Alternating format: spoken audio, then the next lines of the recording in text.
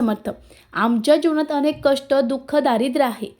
हे दूर करण्यासाठी जर आपण येत्या दत्त जयंतीला गुरुचरित्राचं पारायण केलं तर अनेक समस्या आपल्या सुटणार आहे.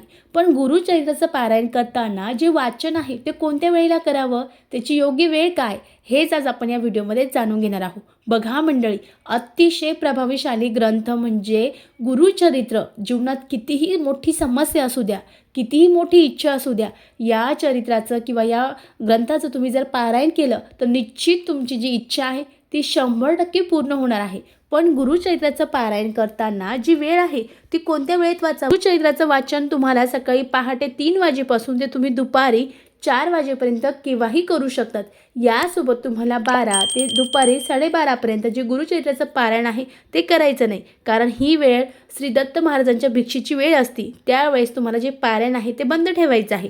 यासोबत तुम्हाला जर वेळ भेटला नाही तर तुम्ही अगदी न चुकता सकाळी, दुपारी, संध्याकाळी म्हणजे 4पर्यंत केव्हाही गुरुचरित्राचं जे पारायण आहे ते वाचू शकतात. श्री स्वामी समर्थ. धन्यवाद.